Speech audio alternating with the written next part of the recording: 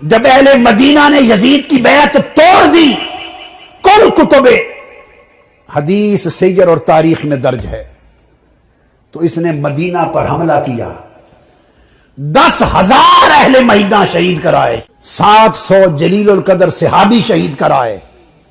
یزید کے لشکر نے حضرت ابو سعید خدری نابینا ہو گئے تھے، ان کی داڑھی پکڑ کے تھپڑ مارے، مسجد نبوی میں اذان معطل کر دی، اقامت معطل کر دی، نماز معطل کر دی، 3 دن مصطفیٰ کے مزار پر اذان نہیں ہوئی، مسجد نبوی میں اذان نہیں ہوئی۔ اور ہر کتاب میں، البدایہ والنہایہ میں، تاریخ طبری نے، تاریخ الخلفاء میں، ابن اسیر میں، تاریخ خلدون میں، تاریخ ذہبی میں، ہر سیرت کی اور تاریخ کی کتاب میں درج ہے۔ لشکر بھیجتے ہوئے یزید نے کہا میں تم پر مدینہ شہر 3 دن کے لیے حلال کرتا ہوں، جو چاہو کرنا۔ پھر بھی جنت رہی؟ کون سی جنت ہے تمہاری؟ مذاق ہے۔ اگر تو جنت مصطفیٰ کی ہے اور بانٹنے والے اس کے حسن اور حسین ہیں اور فاطمہ الزہرا ہے، پھر اس جنت کی بات کرتے ہو؟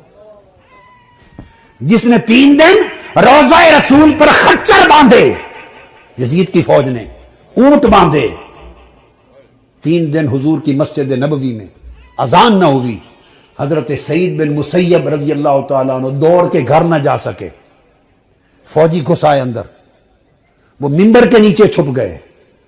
حضرت سعید بن مسیب تابعی، وہ کہتے ہیں خدا کی قسم 3 دن تک حضور کی قبر انور کے پاس میں چھپا رہا، کیونکہ اذانیں تو ہوتی نہیں تھی، نماز بند تھی، خچر گھوڑے باندھ دیے تھے، تو نماز کے وقت کا مجھے پتا چلتا تھا، قبر مصطفیٰ سے اذان کی آواز آتی تھی۔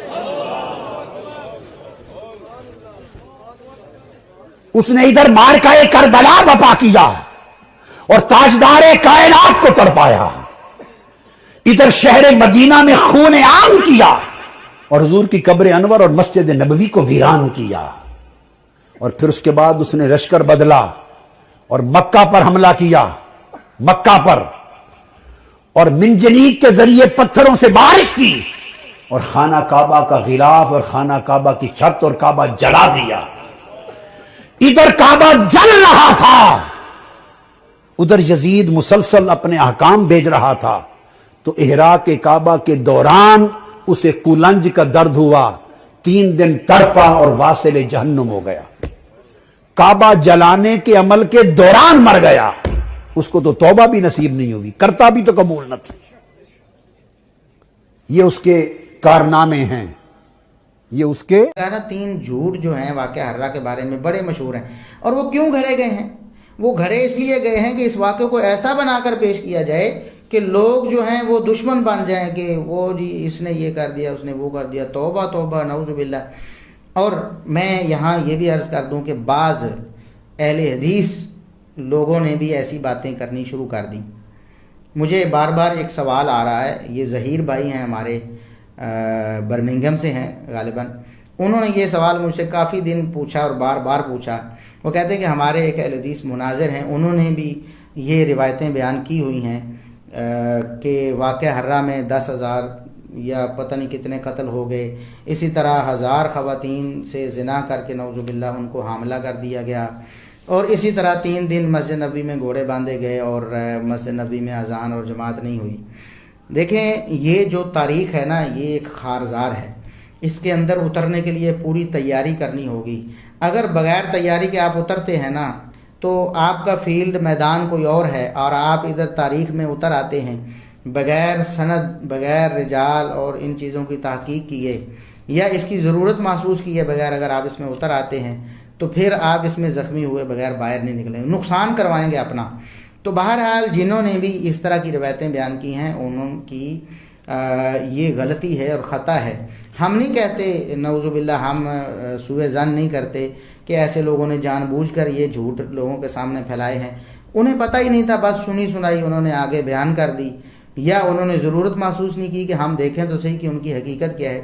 میرے محترم بھائیوں اور بزرگوں، یہ 3 سراسر پکے ٹھکے جھوٹ ہیں، ان کی کوئی حقیقت نہیں، چاہے کوئی اہل حدیث بھی بیان کرتا رہے۔ ہمارے اہل حدیث جو ہیں علماء، یہ ان کی ایک سمجھ لیں کہ ایک فضیلت ہے اور ایک خصوصیت ہے کہ جب وہ حق کو دیکھتے ہیں تو ظاہر ہے یہی مسلک اہل حدیث ہے کہ جب دلائل کو دیکھتے ہیں تو اس کو ماننا پڑتا ہے۔ مجھے کبھی امید ہے کہ انشاءاللہ جس بھی اہل حدیث عالم نے یا جس شخص نے ایسی کوئی روایتیں بیان کی ہیں، جب اس کے سامنے یہ دلائل آئیں گے تو انشاءاللہ وہ حق کو تسلیم کریں گے اور رجوع کریں گے۔ جس طرح علماء سارے کے سارے اس طرح کہتے بھی ہیں کہ دیکھیں میری جب غلطی ظاہر ہوتی ہے میرے سامنے تو میں اس کا اعلان کرتا ہوں، بتاتا ہوں میری غلطی ہے، میں اس کو مان لیتا ہوں۔ ہمیں امید ہے انشاءاللہ کہ اس موقف سے بھی، جس کا یہ موقف ہے، وہ انشاءاللہ رجوع کریں گے اور لوگوں کو بتائیں گے علل اعلان کہ یہ میری غلطیاں تھیں، میں نے 3 باتیں بیان کی تھیں لیکن وہ غلط ثابت ہوئیں۔ پہلی بات کہ 10,000 سے زائد قتل ہوئے، ایسی کوئی بات نہیں، چند لوگ ضرور شہید ہوئے، لیکن ہزاروں میں اور 10,000 تعداد بنانا اور اس سے ایک اس کی ہولناکی میں اضافہ کر کے لوگوں کے ذہنوں میں یہ بات ڈالنے کی کوشش کرنا کہ جناب اہل مدینہ کو تہہ تیگ کر دیا گیا، 10,000 قتل کر دیے گئے، یہ بالکل جھوٹ ہے۔ یہ المحن ہے، کتاب المحن، اس میں یہ روایت آتی ہے کہ امام زہری سے عبد الملک بن جعفر نے پوچھا کہ کم بلغ القتل یوم الحرہ، حرہ والے دن قتل کتنے کو ہو گئے تھے، لوگ کتنے کو مرے تھے؟ تو انہوں نے کہا کہ قریش اور انصار اور مہاجرین سے جو ہیں وہ بہت سے لوگ تھے، بڑے بڑے سردار تھے، بڑے بڑے معزز لوگ تھے، وہ تقریباً 700 تھے، یعنی صحابہ میں سے 700 تھے۔ کہنے کا مقصد یہ ہے کہ قریش، انصار، مہاجرین میں سے، یعنی صحابہ کرام جو مہاجرین و انصار میں سے تھے، 700 صحابہ کرام شہید ہوئے یہ واقعہ حرہ میں، اور باقی جو ہیں وسائر ذالک 10,000 10,000 لوگ تھے، اصیب بہا نساء و صبیان بالقتل، حتیٰ کہ بچوں اور عورتوں کو بھی قتل کر دیا گیا۔ 10,000 کی تعداد میں کم از کم لوگ قتل ہوئے۔ تو میرے دوستوں، بزرگوں اور بھائیوں، یہ جھوٹی روایت ہے، یہ ایسا پکا ٹکا جھوٹ ہے کہ جس کو قیامت تک ثابت نہیں کیا جا سکتا۔ اس کی سند میں واقدی کذاب ہے، محمد بن عمر الواقدی کذاب ہے۔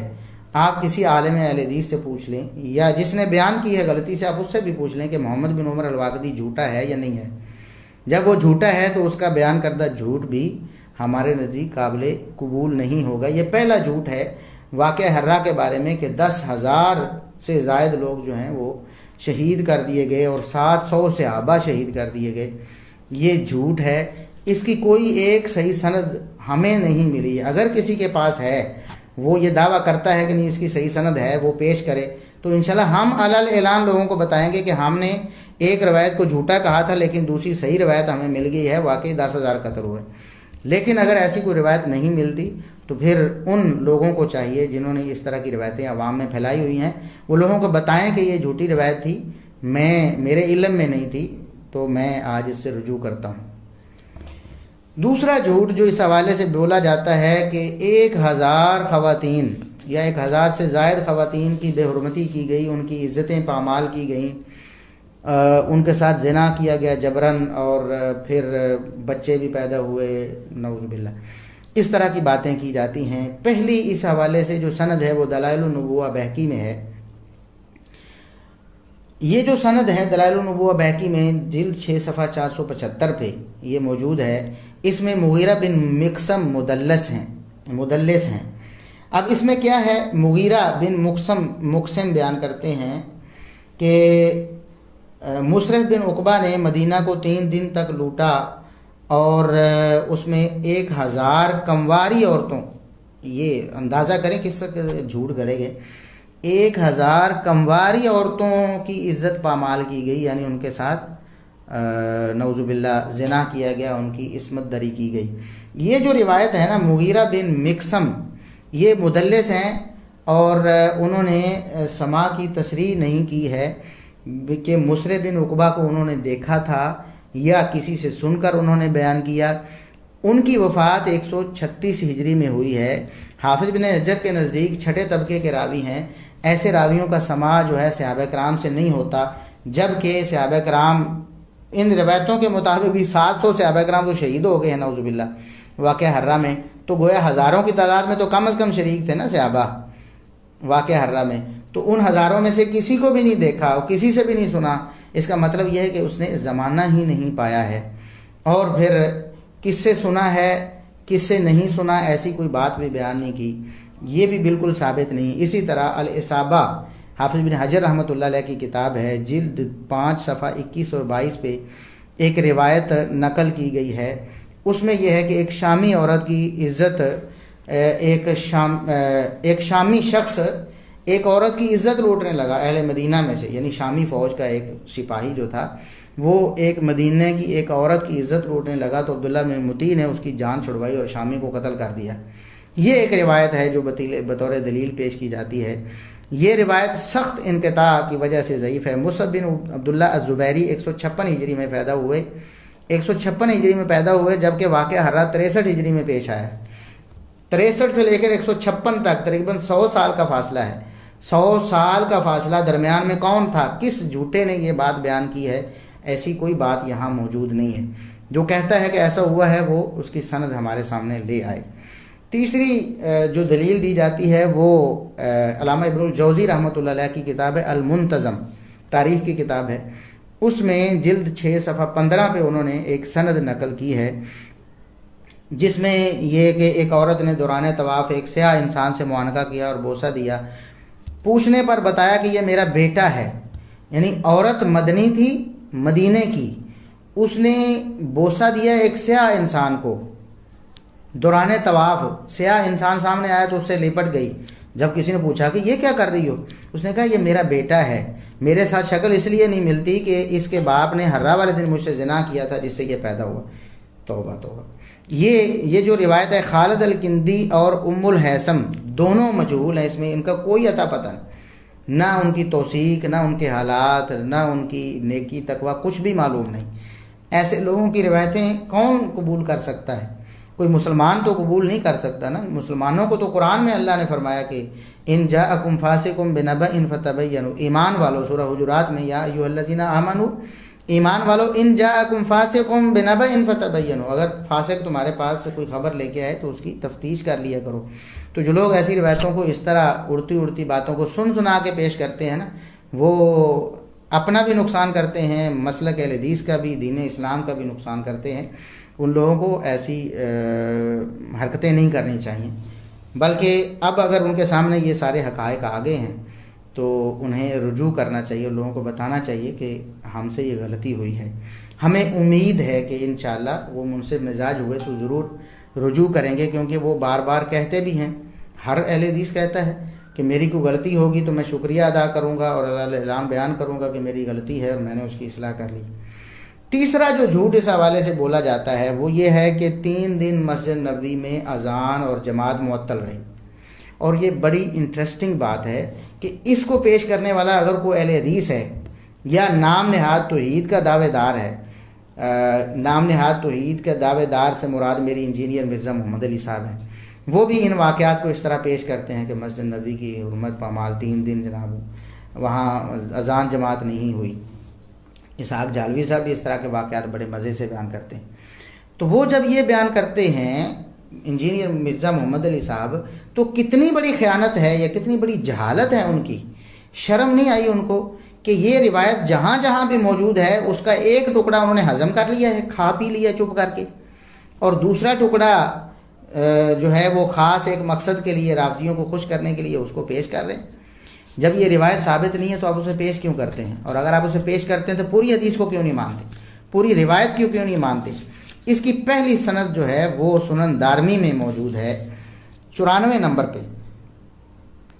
سعید بن مسیب سے منسوب ہے کہ وہ کہتے ہیں کہ میں جب ہررا کے دنوں میں یہ معاملات پیش آ گئے، واقعہ ہررا پیش آیا، تو مسجد میں ہی رہے وہ، کیونکہ لڑائی ہو رہی تھی، فتنہ تھا، فساد تھا، تو وہ مسجد کے اندر ہی رک گئے. اور کوئی مسجد میں نماز پڑھنے نہیں آتا تھا کیونکہ مسجد کو تو بند کیا ہوا تھا.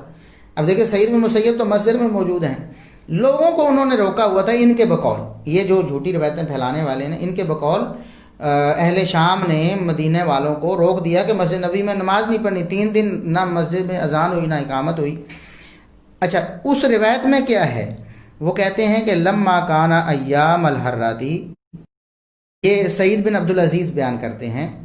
سعید بن عبدالعزیز وہ کہتے ہیں کہ جب ہررا کے دن آئے نا تو لم یؤذن فی مسجد النبی صلی اللہ علیہ وسلم ثلاثا، 3 دن مسجد نبی میں اذان ہی نہیں ہوئی. اور سعید بن مسیب جو ہیں وہ مسجد نبی کے اندر ہی رہے. وکانا لا یعرف وقت صلاۃ الا بہم حامات یسمعها من قبر نبی صلی اللہ علیہ وسلم. ان کو اذان کے وقت کا پتہ کیسے چلتا کہ نبی کریم صلی اللہ علیہ وسلم کی قبر سے انہیں آواز آ جاتی تھی.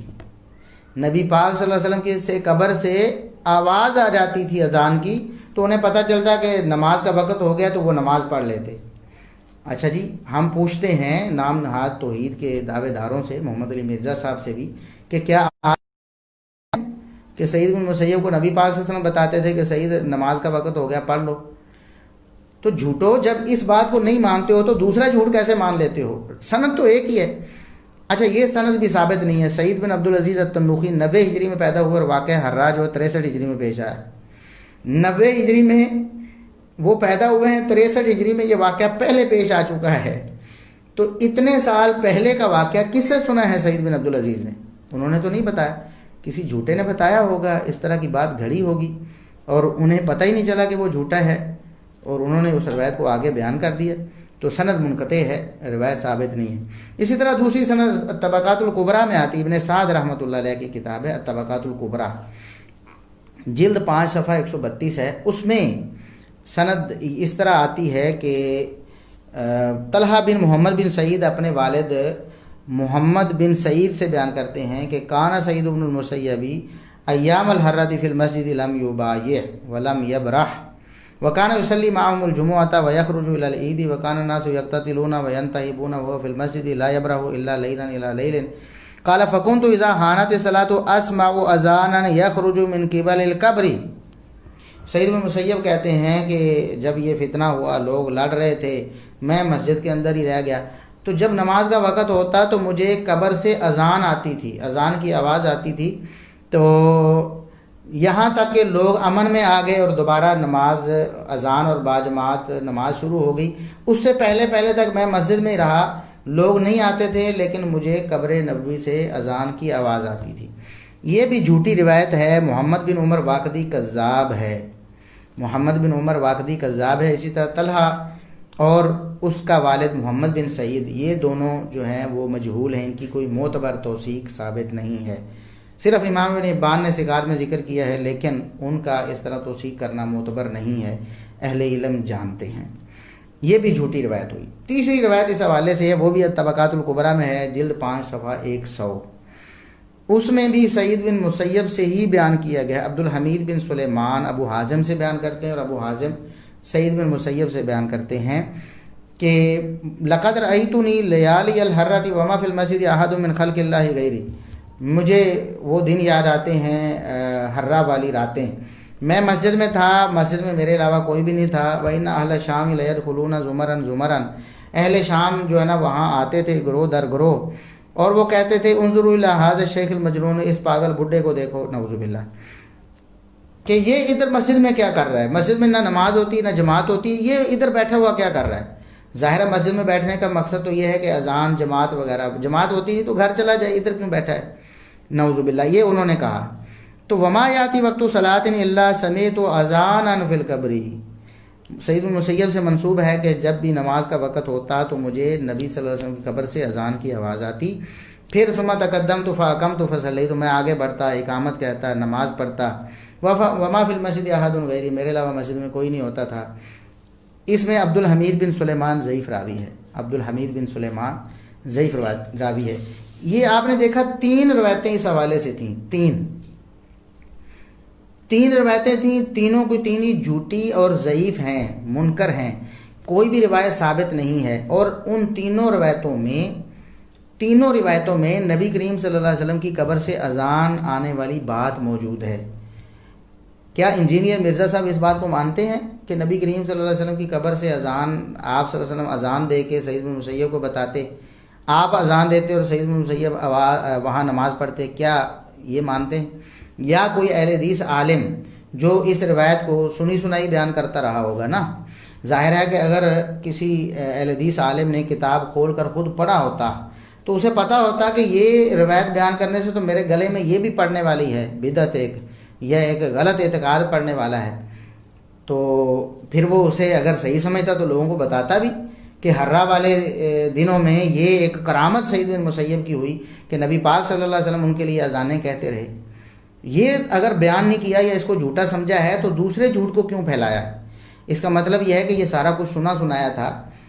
روافظ اور نیم روافظ اور اس طرح کے لوگوں نے اس طرح کی جھوٹی روایتیں لوگوں میں پھیلائیں، اور اسی طرح وہ سنی سنائی کئی باتیں بعض عالم بھی ان کو صحیح سمجھنے لگے اور آگے پھیلانے لگے، اور بعض لوگوں نے قسمیں کھا کھا کر اس طرح کی باتیں بیان کی. ہمیں یہی حسن ظن ہے کہ ان کو علم نہیں تھا اور انہوں نے سمجھا کہ یہ باتیں بالکل صحیح ہیں، اسی لیے انہوں نے آگے بیان کر دی. لیکن اب ہمیں امید ہے کہ انشاءاللہ جب حقائق ان کے سامنے آئیں گے تو یہ جو کم از کم 3 جھوٹ ہے نا واقعہ حرہ کے بارے میں، ہم کہتے پہلے بھی ہم بیان کر چکے ہیں. اب ہمارا موقف اور ہمارا مذہب یہ ہے، اور انشاءاللہ ہماری ساری زندگی اس کے لیے وقف ہے. جس طرح صحابہ کرام کا ہم دفاع کرتے ہیں، اس طرح علماء اہل حدیث کا، محدثین کا، مفسرین کا ہم دفاع کرتے ہیں. اور ہمارا یہ ایک مشن ہے کہ صحابہ کرام کے بارے میں بھی اور محدثین اور اہل الحدیث علماء کے بارے میں بھی جو غلط فہمیاں لوگوں میں وہ ہم نے دور کرنی ہے انشاءاللہ. جیسا شیخ الاسلام ابن تیمیہ رحمۃ اللہ علیہ کے بارے میں بعض بدبختوں نے اس طرح کی جھوٹی باتیں پھیلائیں، ان کا جی یہ کفریہ عقیدہ ہے. ہم نے اللہ کے فضل و کرم سے جواب دیا انجینئر محمد علی مرزا صاحب کو، آج تک ان کی بولتی بند ہے، پھر انہوں نے کوئی جواب نہیں دیا. ہم نے بتایا کہ جو کفریہ عقیدہ آپ بتا رہے ہو شیخ الاسلام ابن تیمیہ کا، وہ تو امام بخاری نے صحیح بخاری میں ذکر کیا ہوا ہے. پہلے امام بخاری پر تو فتویٰ لگا لو پھر آگے جانا. بس پھر خاموش ہو گئے. اسی طرح شیخ الاسلام ابن تیمیہ رحمۃ اللہ علیہ پر یہ جھوٹا الزام لگایا کہ عبداللہ بن عمر رضی اللہ عنہما کو انہوں نے بدعتی کہا، اس کا بھی ہم نے الحمدللہ اللہ کے فضل و کرم سے مدلل جواب دیا. اس طرح اور بھی باتیں ہیں. امام محمد بن سیرین تابعی رحمہ اللہ تعالیٰ، ان پر زبان درازی کی مرزا محمد علی انجینئر صاحب نے، ہم نے اس کا مدلل جواب دیا. اللہ کے فضل و کرم سے آج تک کوئی جواب ان کا نہیں آیا. اسی طرح محمد علی مرزا صاحب نے تو ہم نے الحمدللہ ایک بات کا بھی جواب نہیں، کسی ایک بات کا جواب نہیں دیا. اور اللہ کے فضل و کرم سے بے شمار لوگ ہدایت پا گئے ہیں. وہ بار بار مرزا صاحب سے کہتے رہے جواب دو. جب انہوں نے جواب نہیں دیا اور انہوں نے دیکھا کہ اس کے پاس جواب نہیں ہے تو الحمدللہ انہوں نے حق کو قبول کر لیا. صحابہ کرام کی محبت ان کے دلوں میں اتر آئی. تو ہم یہ کہتے ہیں کہ یہ جو لوگ ہیں جھوٹے پراپیگنڈے کرنے والے، علماء اہل حق، علماء اہل حدیث کے خلاف، علماء اہل سنت کے خلاف، محدثین کے خلاف، ہم انشاءاللہ ہمارا یہ مشن ہے کہ ہم لوگوں کے ذہنوں سے ایسی ساری غلط فہمیاں نکالیں گے. تو یہ جو معاملہ ہے یہ یزید کے بارے میں کہ فلاں عالم نے یزید کو اچھا کہہ دیا تو وہ یزیدی اور ناسبی ہو گیا، فلاں عالم نے یزید کو برا کہہ دیا وہ رافضی ہو گیا، وہ صحابہ کا بھی دشمن ہو گیا. جی کیوں جی؟ یزید کے بیعت صحابہ نے کی ہوئی تھی، یزید کو برا کہو تو لہذا صحابہ کو بھی برا کہہ دیا. یہ ساری منطقیں جو بنائی ہوئی ہیں نا دونوں طرف سے افراط و تفرید کی وجہ سے، ہم انشاءاللہ اس کو ختم کریں گے. اور ہمارا یہ مشن ہے کہ ہم یہ بات سمجھا کر دنیا سے جائیں گے اللہ کے فضل و کرم سے کہ یزید کا مسئلہ، اس کو اچھا یا برا کہنا، اس سے کسی اہل حدیث عالم کی شان میں کوئی فرق نہیں آتا ہے جب تک اس کے دوسرے اعمال ہیں. مثال کے طور پر وہ روافظ کا ہم نوا بن جاتا ہے، صحابہ کرام پر گستاخیاں یا کرتا ہے یا برداشت کرنا شروع کر دیتا ہے، یا صحابہ کرام کی عزت اور ناموس پہ سمجھوتا کرنا شروع کر دیتا ہے، تب ہم کہتے ہیں کہ یہ منہج اہل سنت، یہ منہج اہل حدیث نہیں ہے. لیکن اگر وہ صحابہ کے بارے میں غیور ہے، ہر پوری طاقت کے ساتھ صحابہ کرام کا دفاع کرتا ہے، پھر یزید کے بارے میں اس کی رائے اگر کسی طرف چلی گئی ہے تو ہم اس کو برا نہیں سمجھیں گے اس وجہ سے. ہاں علماء اہل حدیث کا ادب و احترام کرنا چاہیے اور کروانا چاہیے. ایسے نوجوان ان کے ذہنوں کو خراب کیا جا رہا ہے، جی فلاں جو یزیدی عالم ہے، فلاں ناسبی عالم ہے، فلاں ایسے ہے، فلاں ایسے ہے. اللہ کے لیے ان باتوں سے اپنے آپ کو روک لیں، خصوصاً نوجوان طبقہ. قیامت کے دن آپ کا یہ عذر نہیں ہوگا کہ ہم نے تو فلاں صاحب کو سنا تھا اور بس اس کے پیچھے لگے اس لیے ہم علماء اہل حدیث کے دشمن بن گئے تھے. اللہ کے رسول صلی اللہ علیہ وسلم نے فرمایا، یہ حدیث قدسی ہے صحیح بخاری میں، من عادى لي وليا فقد آذنته بالحرب. جس نے میرے کسی ایک ولی سے دشمنی رکھی نا، میں اللہ نے اس کے خلاف اعلان جنگ کر دیا. اللہ رب العزت اس کا دشمن بن جاتا ہے، اللہ رب العزت اس سے جنگ کرنا شروع کر دیتا ہے جو کسی ایک ولی سے دشمنی اختیار کرتا ہے. علماء اہل حدیث اللہ کے فضل و کرم سے سارے کے سارے اولیاء اللہ ہیں اس زمین میں. علماء اہل سنت اللہ کے فضل و کرم سے سارے کے سارے اولیاء اللہ ہیں اس زمین پر. اگر علماء سنت، اہل سنت اور اہل حدیث اگر اولیاء نہیں ہیں تو اس دنیا میں کوئی ولی نہیں ہے، کوئی ولی نہیں ہے. آج کے دور میں کون ہے ان سے بڑا ولی؟ تو ان اولیاء کے بارے میں لوگوں کے، نوجوانوں کے ذہنوں کو پراگندہ کرنا اور ان کا دشمن بنانا، یہ اللہ سے جنگ ہے۔ اللہ رب العزت ایسے لوگوں کو رسوا کر دیتا ہے جو علماء کے بارے میں لوگوں کو بدظن کرتے ہیں یا ان کے خلاف بد زبانی کرتے ہیں۔ تو اللہ کے لیے نوجوانوں، کوئی بھی عالم ہے وہ یزید کی حمایت کرتا ہے یا مخالفت کرتا ہے، میں نے پہلے دلائل کے ساتھ بیان کر دیا۔ ابن الجوزی رحمۃ اللہ علیہ اور عبد المغیث حنبلی رحمۃ اللہ علیہ کتنے بڑے پائے کے محدث ہیں اور بڑے بڑے مفکر ہیں، اللہ سے بہت ڈرنے والے، سنتوں پر قربان ہونے والے بہت بڑے بڑے علماء ہیں، صلحاء ہیں، اتقیاء ہیں۔ اس کے باوجود یزید کے مسئلے میں دو انتہاؤں پر، ایک اس کی فضیلتیں بیان کرتے ہیں، اس کے عیب بیان کرتے ہیں۔ اس کے باوجود بعد والے علماء اہل سنت اور اہل حدیث نے سب کا ادب و احترام سب کا کیا ہے، کسی کے بارے میں نہ اپنے دل و دماغ کو گندا کیا ہے، نہ اپنی زبان کو میلا کیا ہے کسی کے بارے میں، اور ان کی تعریفیں ہی تعریفیں کی ہیں۔ اور خود ابن الجوزی رحمۃ اللہ علیہ، عبد المغیث حنبلی رحمۃ اللہ علیہ کے فوت ہونے کے بعد، حالانکہ وہ یزید کے سب سے بڑے حمایتی ہیں، ان کے فوت ہونے کے بعد یہی کہتے ہیں کہ انشاءاللہ وہ جنتی ہیں، میرے ساتھ جنت میں ہی ہوں گے۔ اور ابن رجب رحمۃ اللہ علیہ اس پر طرح باندھتے ہیں اور کہتے ہیں کہ دیکھیں ابن الجوزی کو بھی پتا تھا نا کہ یہ بڑے نیک بندے ہیں، اس لیے تو کہا کہ انشاءاللہ جنت میں ہم اکٹھے ہوں گے۔ اس لیے علماء تو سارے کے سارے جنت میں چلے جائیں گے، جیسے بھی ان کا اختلاف ہے یزید کے بارے میں یا جو اور بھی معاملات اور مسائل میں، جب تک کہ وہ عقیدے اور منہج کا اختلاف نہ ہو، وہ تو سارے جنت میں چلے جائیں گے۔ اور جو بغض پالنے والے ہیں، یہ نوجوان جو سوشل میڈیا پہ بیٹھے آج زبانیں چلا رہے ہیں، یہ جنت میں نہیں جا سکیں گے، یہ روک لیے جائیں گے علماء کی غیبتیں کرنے کی وجہ سے، علماء کی دشمنیاں کرنے کی وجہ سے، کبار اور بزرگ علماء کی توہین کرنے کی وجہ سے، ان کے خلاف زبان چلانے کی وجہ سے۔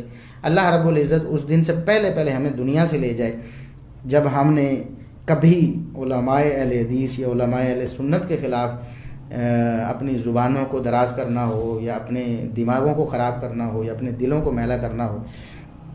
اللہ رب العزت ہمیں صحابہ و اہل بیت کی محبت پر اور علماء اہل سنت، محدثین، مفسرین اور علماء اہل حدیث کی محبت پر زندہ رکھے، اسی پر ہمیں موت دے، اور قیامت کے دن اللہ رب العزت انہی مقدس اور معتبر اور معزز ہستیوں کے ساتھ ہمارا حشر فرمائے، جنت میں اللہ رب العزت نبی کریم صلی اللہ علیہ وسلم اور ان ساری مقدس ہستیوں کا ساتھ ہمیں نصیب فرمائے۔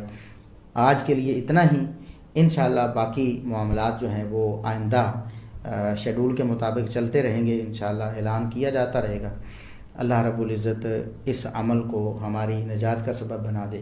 وآخر دعوانا الحمدللہ رب العالمین۔